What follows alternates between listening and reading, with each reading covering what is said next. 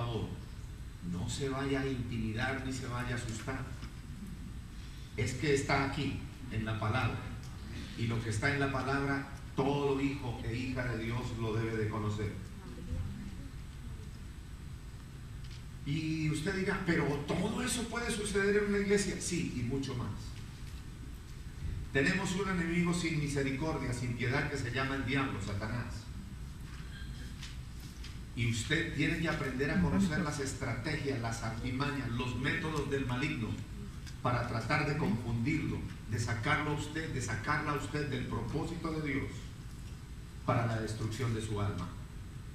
A mí me ha hecho muchos tiros, pero el Señor me ha mantenido firme. No puedo decir que soy yo, es el Señor que nos mantiene firme. Así que yo le pido, reciba esto como un mensaje de instrucción que lo va a ayudar a usted a mantenerse firme y aprender a discernir o a conocer todo lo que el diablo usa para dañar la gente, para causarle daño a la iglesia de Dios. Amén. Así, con ese preámbulo, abra su Biblia, por favor, en el segundo libro de Samuel, en el capítulo 15. Les voy a pedir el favor, no se... Cuando ya ustedes lo tengan, nos vamos a poner en pies, como es nuestra costumbre aquí en Rocafuerte, en esa actitud de reverencia a Dios y a su divina palabra. Segundo libro de Samuel, capítulo 15. En el segundo libro de Samuel, capítulo 15, comenzando en el versículo 1 y hasta el 12, dice así la palabra de Dios.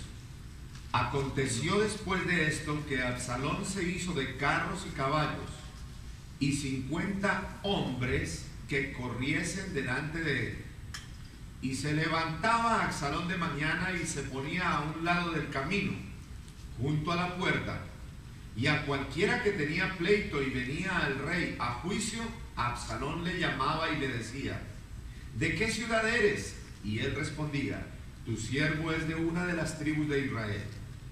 Entonces Absalón le decía: mira, tus palabras son buenas y justas, mas no tienes quien te oiga de parte del rey. Y decía Absalón: ¿quién me pusiera a mí por juez en la tierra, para que viniesen a mí todos los que tienen pleito o negocio, que yo sí les haría justicia? Y acontecía que cuando se acercaba para inclinarse a él, alguno se acercaba para inclinarse a él, él extendía la mano y lo tomaba y lo besaba, y de esta manera hacía con todos los israelitas que venían al rey a juicio, y así robaba a Absalón el corazón de los de Israel. Al cabo de 4 años aconteció que Absalón dijo al rey: yo te ruego que me permitas que vaya a Hebrón a pagar mi voto que he prometido a Jehová, porque tu siervo hizo voto cuando estaba en Jesús en Siria, diciendo: si Jehová me hiciere volver a Jerusalén, yo iré a Jehová. Y el rey le dijo: ve en paz. Y él se levantó y se fue a Hebrón. Entonces envió Absalón mensajeros por todas las tribus de Israel, diciendo: cuando oigáis el sonido de la trompeta diréis: Absalón reina en Hebrón. Y fueron con Absalón 200 hombres de Jerusalén, convidados por él, los cuales iban en su sencillez, sin saber nada.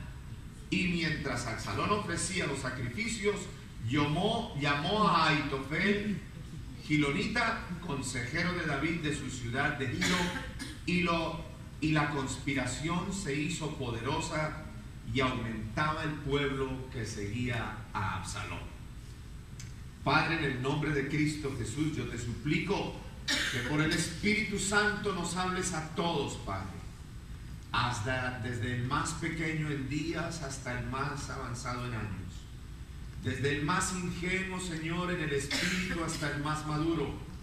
Háblanos, edifícanos, fortalécenos con tu palabra, Señor, para que nunca permitamos bien a través de personas que no te sirven a ti, sino que son siervos de las tinieblas.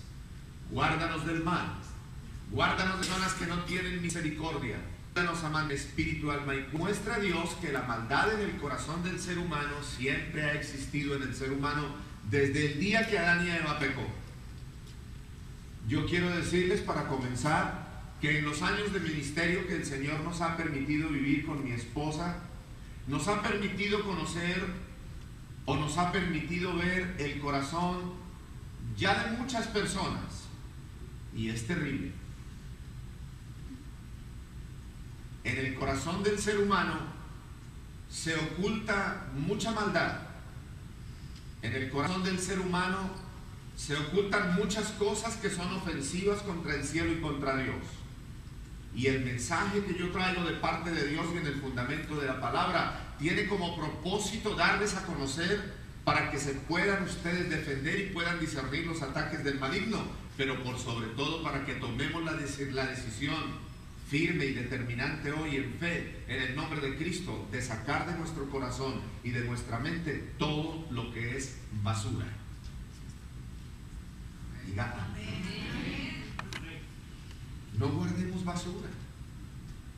Gente que guarda la basura de años pasados en la mente y los vive recordando. Eso no le edifica a usted ni a nadie. El Señor dice: no traigáis a memoria las cosas pasadas. En 2 Corintios 5:17 dice: si alguno está en Cristo, las cosas viejas pasaron, ahora todas van a ser hechas nuevas. Lo que yo quiero que usted entienda de ese versículo es de que en el momento que usted reciba a Cristo como Salvador, no quiere decir que todo inmediatamente queda hecho nuevo. Las cosas van a ser nuevas, pero son hechas nuevas en un proceso. Si no, usted se puede preguntar por qué hay cristianos que llevan 50 años caminando con Jesús, pero todavía se fuman 2 paquetes de Marlboro al día. Porque hay áreas que no se rinden al Señor, que todavía no han sido procesadas, áreas que todavía no están entregadas, rendidas a Él, y que necesitan ser transformadas, renovadas. En esta porción de la Escritura, la palabra nos habla de Absalón, hijo del rey David. Para que se tomen un concepto de Absalón, ese nombre quiere decir padre de paz, que en este caso sería hijo de paz porque era hijo de David, pero padre porque también llegó a ser padre de algunos hijos que tuvo. Sin embargo, irónicamente, aquel hombre Absalón, su nombre tenía un significado, pero él no le daba honor a ese significado de su nombre. Absalón no pensaba en la paz, no pensaba en promover ni en hacer la paz. Absalón siempre pensaba en hacer disturbios, en crear divisiones dentro del pueblo de Dios, dentro del pueblo de Israel. Y todo lo hacía con la maldad que Satanás había logrado poner en su corazón, en su mente y en su boca para hablar cosas que no edificaban a nadie en Israel. Ustedes recordarán cuando Dios reprendió a David por haber subido a la terraza, mirar a la casa vecina y encontró allí una mujer muy linda bañándose, estaba desnuda y la mandó traer. Se unió a ella, de allí nació un hijo y luego mandó a su esposo con una carta sellada al capitán del ejército de Israel para decirle: póngame a Urías en lo más crudo y recio de la guerra. En otras palabras, lo mandó matar. Y entonces Dios reprendió a David y le dijo: lo que tú has hecho en oculto, ahora tus hijos lo van a hacer en la presencia de la luz del día y a los ojos de Israel. Pero he aquí que la espada será sobre tu casa. Cuando habla de espada, habla de muerte. Y así fue que el hijo que nació de esa mujer murió. Mis amados en el Señor, esa espada anunciada contra la casa de David había actuado, pero había actuado entre los hijos de David. Pero ahora, con la traición, el engaño, la infidelidad y la maldad de su propio hijo, esa espada se volvía contra el mismo David.